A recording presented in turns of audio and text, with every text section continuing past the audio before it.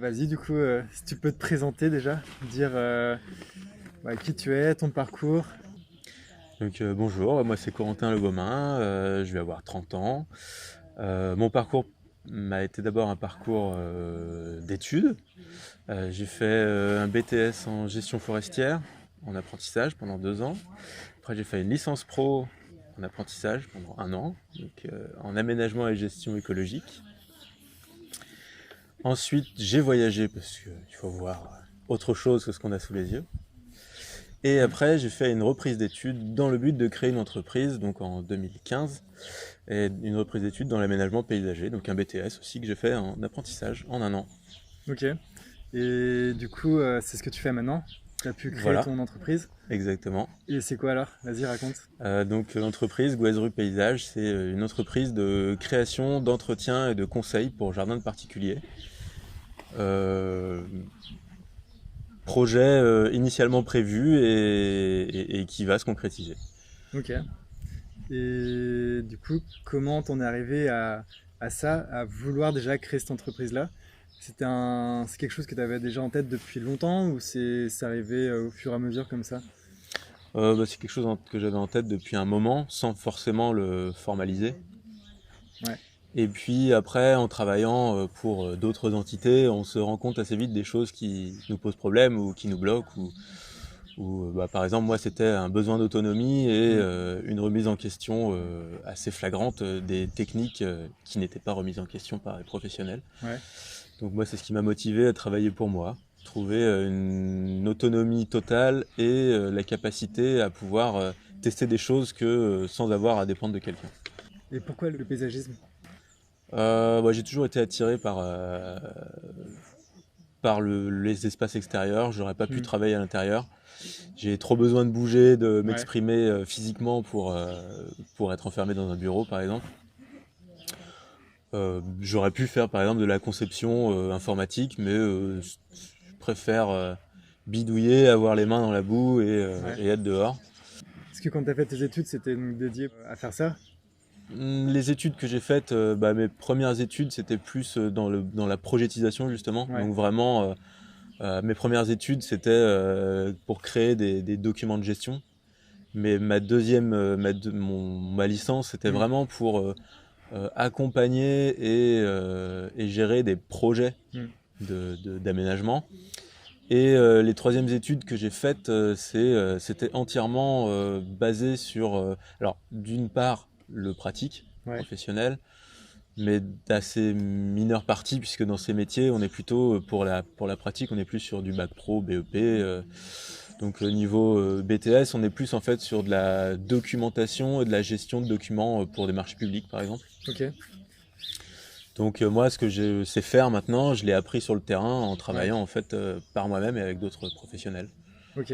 Donc t'as été amené à avoir un métier donc, dans le paysagisme. Et enfin, il y avait des choses qui te plaisaient pas trop, si j'ai bien compris, Ouais. dans ce enfin, Mm, pas mm. dans le métier, mais dans la manière de procéder avec ton employeur.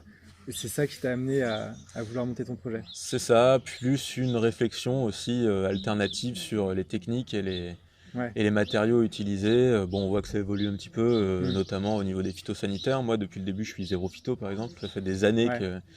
que je suis contre ça pour en avoir utilisé et Mm. pour avoir vu les effets néfastes. Ok. J'ai mis l'accent là-dessus et maintenant on voit que ça évolue, donc c'est pas mal. Ok. Alors du coup, bah ouais, c'est sympa d'avoir l'idée, Mhm. de se mettre à son compte, etc. Mais après, entre l'idée et formaliser le projet, du coup, il y a quand même pas mal de chemin. Complètement.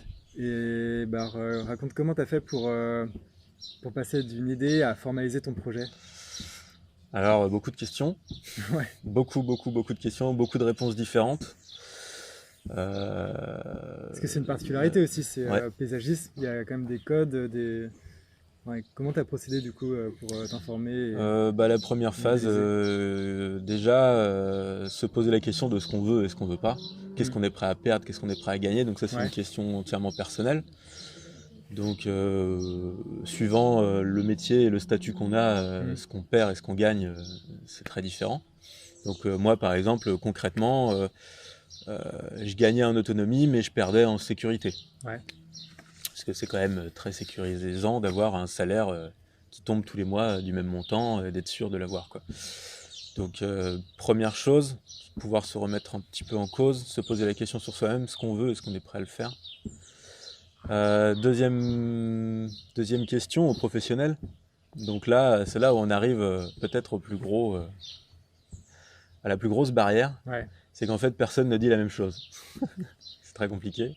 Personne ne sait quelle est la meilleure, pourquoi ils ont choisi ça. En fait, tout le monde dit que ce qu'ils ont choisi, c'est la meilleure forme. Ouais. Du coup, en fait, la réponse globale à tout ça, c'est de se dire qu'il n'y a pas de bonne réponse, mais des réponses adaptées. Ok. Donc, il faut trouver en fait dans l'éventail de possibilités, des possibilités qui nous correspondent et qu'on peut mettre ensemble en termes de statut juridique, en termes d'heures de travail. Mais du coup, pour ça, tu t'es renseigné. Comment t'as fait? T'as été d'abord sur Internet, j'imagine, un petit peu? Non, au premier abord, c'est vraiment la confrontation avec les professionnels. Ouais, c'est ça, t'as été voir des En personnes. deuxième, c'est oui, le renseignement sur Internet, parce que maintenant, on trouve de tout. Il faut se méfier quand même un petit peu. Et ensuite, la concrétisation, clairement pour moi, du projet, c'est d'avoir été voir les premiers acteurs de l'entreprise, qui pour moi étaient d'un côté la comptable, qui m'a beaucoup guidé, et deuxièmement, dans mon cas, puisque je fais de l'artisanat, la chambre de métier et d'artisanat. Ok. Donc les chambres métiers artisanat, chambres de commerce et MSA pour les agriculteurs, c'est quand même, ils savent de quoi ils parlent. Ouais. C'est quand même des très bons conseillers. Ils permettent d'avoir plein d'aides. Ils sont spécialisés là-dedans en fait. Donc c'est vachement bien. Ok, ça marche. Et ça, là, par exemple, quand tu as été voir ces personnes-là, tu étais à quel stade de ta réflexion? Comptable, quand je suis allé la voir, au stade -1 du projet. Donc tu as déjà été la voir vraiment au tout début. Voilà, pour voir si le projet pouvait être pris en considération déjà. Ouais. S'il y avait une viabilité économique à y trouver. Ouais. Donc les comptables, ils ont quand même en plus ils se connaissent entre cabinets de comptables, ils ont quand même une vision purement économique, mais assez globale du marché économique qu'il y a sur place. Et la CMA en deuxième, ça a été à projet X+1, c'est-à-dire que c'était vraiment quand il a fallu concrétiser les choses, que j'avais déjà une idée concrète de ce que je voulais faire, que je savais quel type de statut par exemple je voulais avoir. Et clairement c'est des entités qui proposent le stage de création d'entreprise, qui n'est pas obligatoire mais qu'il faut faire. C'est quand même ah oui. c'est plus obligatoire depuis 2 ans. Ok. Mais on y apprend tellement de choses pour pas se planter quand on crée une entreprise. Des trucs tout bêtes, hein, par exemple les mentions sur un devis, parce que y a pas mal de choses à mettre sur un devis, ou qu'est-ce que c'est les différences entre les différentes structures. Ouais. Mais ils nous mettent en relation avec des banques, avec des comptables, avec des assureurs. Les assureurs donnent des tips, tout le monde donne des tips sur tout. Ça dure 1 semaine et ça coûte 500 €. D'accord. Donc moi je l'ai payé avec mon compte de formation par exemple après avoir travaillé. Donc 500 €, 1 semaine, franchement je pense que c'est un très très bon investissement. Surtout qu'il est rentré dans mon investissement d'entreprise. Donc c'est très très très intéressant. Et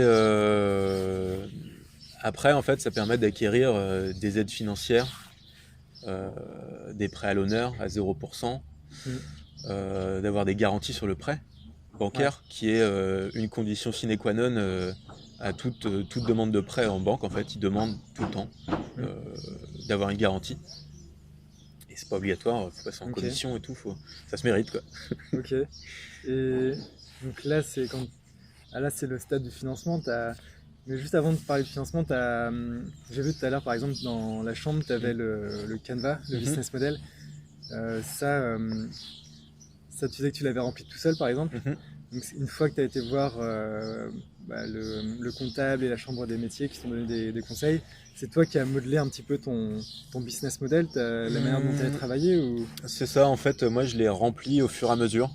Plutôt que de faire des étapes photographiques, je me suis dit que c'était un document de globalisation de la pensée. Et donc plutôt que d'en faire à étape 1, étape 2, étape 3 du projet, je l'ai rempli au fur et à mesure pour moi, c'est plus une question de pense-bête, c'est-à-dire Ouais, j'ai tous les acteurs de l'entreprise, j'ai toutes les dépenses auxquelles penser, qu'est-ce qui est le plus important, et en fait, ça hiérarchise vraiment les choses, quoi. ouais. Parce que là, le comptable, au final, il t'a plus aidé les parties économiques, en fait, du C'est projet. ça, la partie vision économique, Ouais, parce qu'après, la partie économique, c'est moi qui l'ai faite, qui l'ai budgétisée tout seul, en fait. ok, Donc après, eux, ils ont juste viabilisé. ouais, Ils ont vérifié en combien de temps c'était amortissable, ok, en combien de temps ça pouvait être viable économiquement, et si c'était viable économiquement. Et après, ils ont établi, donc ça c'était une prestation qu'ils proposent aussi, mhm, tout l'aspect juridique de la création d'entreprise. d'accord, ok, Donc les statuts et la mise en place du dossier pour l'immatriculation. d'accord. Enfin, est-ce que tu avais, par exemple, un modèle ou, je sais pas, une entreprise qui existait déjà dans la manière de travailler qui t'a inspiré un petit peu pour vouloir monter ton projet Hum, de cette manière-là exactement? Ou de bah, travailler comme les ça? inspirations sont multiples. Euh, pour, on va dire, la multi-spécificité de l'entreprise, c'est-à-dire création, entretien et conseil, c'est clairement les entreprises dans lesquelles j'ai travaillé. Ouais, C'est là où ça ouais, fonctionne le la bonne mieux. expérience déjà. Après, la manière de réfléchir et la manière de travailler viennent de sources différentes, mais plutôt personnelles. Ouais, C'est pas beaucoup de professionnels, quoi. ouais, ok, Étant donné que, là, par exemple, dans le domaine du paysage, la pensée, on va dire, naturelle et un petit peu alternative et pas encore très bien acceptée. ouais, parce que ce que tu proposes toi, c'est un modèle complètement éco-responsable Mm, et c'est au final très différent de ce que font beaucoup de c'est personnes qui ça. travaillent dans ton métier, ouais. Mm, mm. Et ok.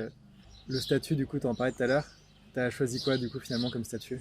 Statut, société, Ouais, plutôt qu'auto-entrepreneur, pour des raisons de chiffres, ok, limite maximum de chiffre d'affaires, qui est plafonné à 35 000 euros pour un auto-entrepreneur, et qui est libre, enfin on peut aller au-dessus en tant qu'auto-entrepreneur, mais après bah, hmm, les impôts sont plus impactants, on ouais, va dire. Donc SARL, quand on est tout seul, c'est pour moi le mieux. Le choix, en règle générale, c'est SARL ou EURL. oui, ce que j'allais dire, c'est quand t'es tout seul, c'est la SRL, ça C'est passe en EURL. voilà, c'est Ouais, ça. En fait, l'URL, c'est une SARL avec, unipersonnel, quoi. ouais, voilà, Hmm, sans associé. ok. Et à quel moment enfin, ça a été géré par le comptable, ça?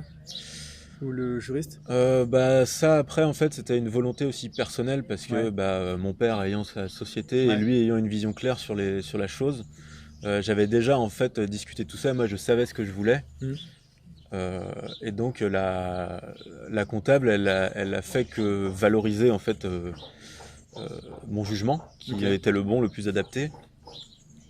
Et après dans le statut, il y a d'autres choses qui sont déterminées aussi. Il y a par exemple de quelle manière va être imposée l'entreprise. ouais, Si c'est spécifiquement une personne ou si au contraire c'est l'impôt de l'entreprise. ok, Donc moi je suis à l'impôt de la société. hmm, C'est le moins difficile on va dire en gestion comptable. Et ouais, quand on est tout seul, ça ne nécessite pas d'avoir des impôts différés, quoi. ok. Et à quel moment tu as eu besoin ou tu as commencé à travailler sur le statut, la création du statut? Bah en fait, la création du statut elle est obligatoire parce que pour créer une entreprise, Hmm, il faut un CABIS, donc un ouais, numéro identitaire. Et si on veut le CABIS, il faut avoir un statut. C'est ouais, obligatoire. Si on n'a pas de document de statut juridique de l'entreprise, on ne peut pas avoir de hmm, CABIS. Et sans CABIS, on ne peut rien avoir, ni ouais. matériel, ni client, ni quoi que ce soit. Et tu l'as fait du coup juste avant de pouvoir partir sur le terrain en fait. Voilà, Ouais, c'est ça. ok. Tu avais déjà créé tout ton modèle avant. Complètement. Bah, l'obtention du CABIS, c'est vraiment Hmm, la dernière chose ouais, mise en place. Bien que quand l'entreprise est en cours d'immatriculation, c'est-à-dire hmm, que la demande de cabis est envoyée, on peut déjà envoyer des devis, on appelle des proforma, d'accord. c'est-à-dire des devis mais sans... euh, ça a une forme de légalité, on va dire c'est informatif, quoi. C'est pas C'était un légal mais numéro de informatif. dossier qui t'a envoyé déjà Voilà, à la création. exactement, Hmm, c'est ça. ok. Et tout à l'heure, tu as commencé à parler du financement. Mhm, Quand tu te lances dans une entreprise à ton compte, bah, c'est quand même un risque au final, exactement. donc financier. Comment comment tu as géré ça? Parce qu'au démarrage, forcément, tu as besoin d'un petit peu de fonds pour te lancer. C'est ça. Alors là, on arrive à vraiment une des questions qui se pose aux professionnels et où tout le monde a une réponse différente. Mm. Est-ce qu'on emprunte de l'argent ou est-ce qu'on n'emprunte pas de l'argent? Donc j'imagine que là, c'est chacun voit un petit peu comme il veut. Mm. Moi, j'ai fait le choix de faire un emprunt bancaire. Ok. Donc l'emprunt bancaire, les conditions, c'est la garantie et un apport personnel de 25% du prêt. Ok. Donc il faut avoir un petit peu d'argent de côté. Ouais. C'est pas donné à tout le monde. Enfin, ça dépend toujours du prêt, quoi. Ouais, parce que Du montant du prêt.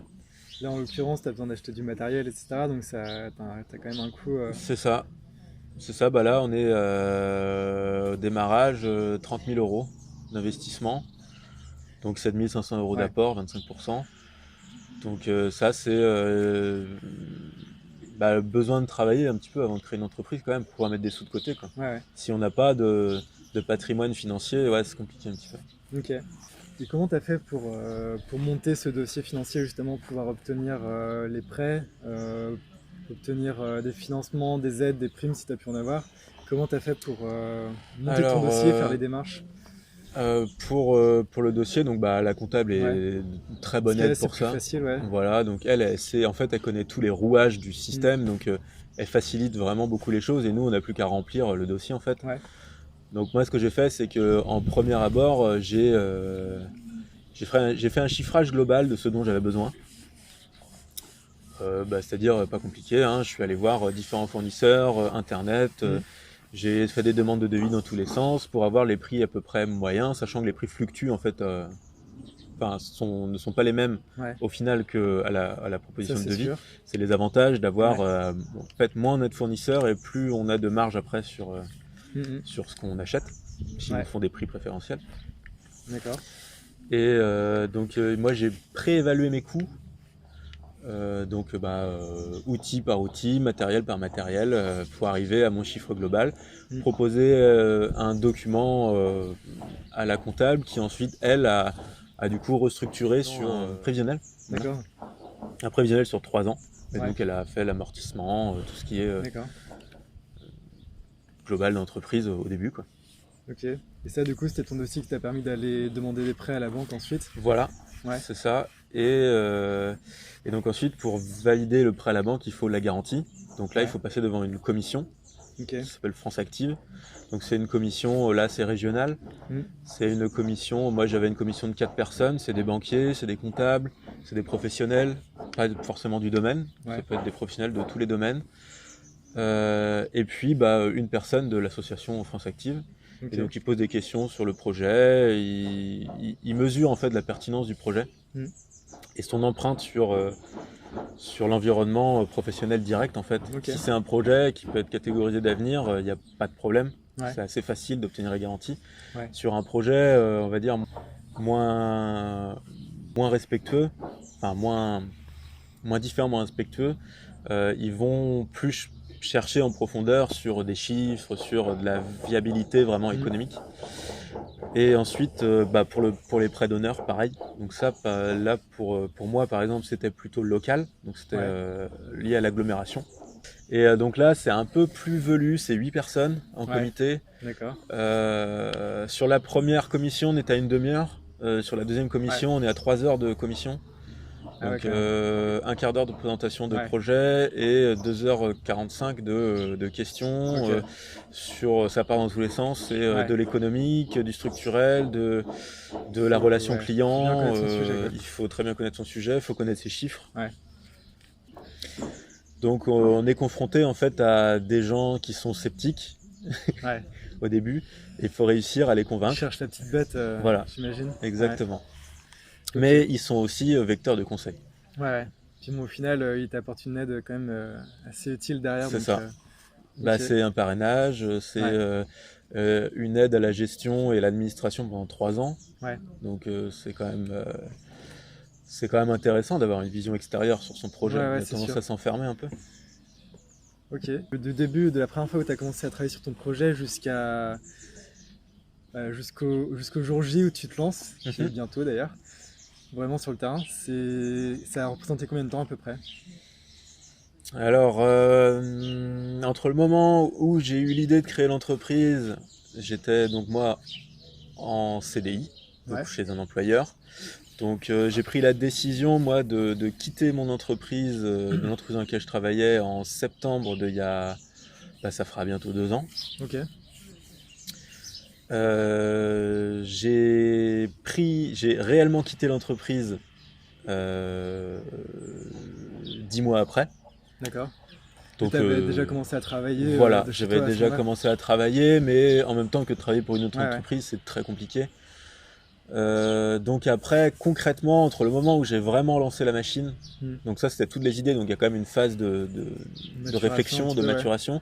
Mais après, une fois la phase de maturation passée, les peurs passées aussi, parce qu'il faut pas se leurrer, au début on a quelques appréhensions. Ouais, Donc la locomotive lancée, on est de début janvier de cette année. Jusque là, 2 mois de retard à cause du Covid. ouais, ouais, ouais. Donc on arrivera à ouvrir début juin, donc 7 mois avec le Covid, donc 5 mois sans Covid, quoi. Ok, ça marche. Hormis peut-être la période de Covid un peu particulière, est-ce que tu as eu des moments un peu particuliers où tu t'attendais pas forcément à ces moments-là pendant la création du projet, ou des moments un peu plus difficiles, Ouais, ou justement qui t'ont complètement. surpris dans le bon sens, je sais pas. Euh, Déjà, les gens qui remettent en cause le projet, ça arrive fréquemment, notamment dans les 2 commissions dont j'ai Hmm. parlé. Euh, c'est assez dur de se prendre des réflexions sur un projet qui est notre bébé, hein. Ouais, Donc quand on a quelqu'un, enfin moi je prends mon cas personnel, chacun se mettra à sa place dans ouais, un cas qui lui correspond, mais quand on a une vision entièrement alternative, que la vision du métier c'est une passion et un métier, donc hmm, c'est pas seulement l'aspect monétaire qui est intéressant, et qu'on tombe ouais. sur un gros chef d'entreprise, puisque ça se voit, qui est costard cravate, Ouais, lui, il dans gère son des chiffres en bureau, général, donc voilà, et qu'en fait concrètement il remet tout en cause de votre projet en disant que en clair c'est nul. ouais. Faut savoir le prendre, donc Parce que il faut déjà, du temps, quoi. quand tu te lances, déjà, t'es pas forcément Voilà. confiant pour la première fois, donc ouais, ça va Puis être il y un a peu beaucoup compliqué. d'informations à emmagasiner, il y a Ouais, beaucoup de cas spécifiques, il y hmm, a beaucoup d'embranchements en fait où ouais, il faut se heurter à la fin d'un branchement et se rendre compte que c'est une voie sans issue avant de faire demi-tour pour repartir vers autre chose. ouais. Donc faut se remettre en question, je pense que c'est peut-être la chose la plus difficile quand on monte un projet qu'on a à cœur. Prendre des avis de l'extérieur avant de se lancer, Ouais, et y être réceptif surtout. ouais, Parce qu'on peut prendre des avis pour prendre en compte ça. le plaisir de prendre des avis, mais ne pas y être réceptif. C'est très important de garder, pareil, de la maturation sur les avis, de ne pas Hmm, prendre de décision, et de surtout ne pas perdre patience ou contrôle tout de suite. Pour ouais, moi, c'est ce qui était difficile, c'est de voir l'inertie en fait de tout ça. ouais, ouais, ça met du temps à s'enclencher des fois. C'est ça, surtout quand on a un projet qui ne demande plus que validation en fait, et que Hmm, tout est très inertique ouais, ouais. pour arriver au résultat final, quoi.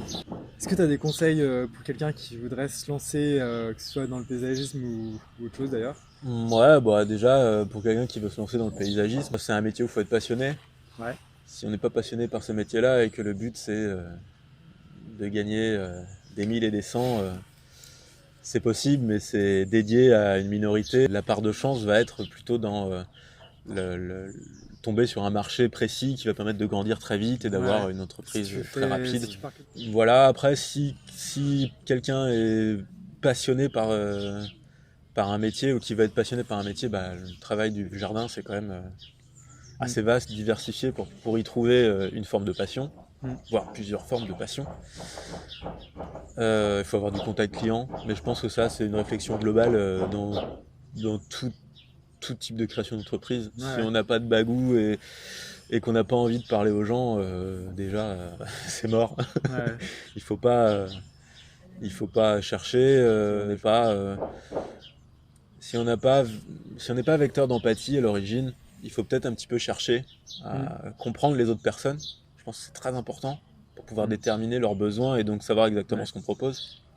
Ah, parce que tu le fais pour toi, mais tu le fais aussi pour les autres, quoi. Exactement, C'est pas tout seul dans exactement. l'histoire. Les conseils que j'ai à donner pour des gens qui créent des entreprises, alors première règle, il ne faut pas se décourager. Deuxième règle, il faut bien s'informer avec les bonnes sources. Et il y a des sources très faciles pour s'informer. La CMA, la CCI, c'est des très très bonnes sources. Les conseillers sont très très bien. Ils connaissent tout et ils guident vers tout ce qu'on a à savoir. Tous les gens qu'on a rencontrés, on peut pas faire d'erreur en fait avec eux. Mine de rien, des fois c'est un peu chiant parce qu'ils nous appellent tout le temps pour savoir où en est le projet, mais ça permet d'avoir une trame aussi extérieure et de se faire pousser un petit peu.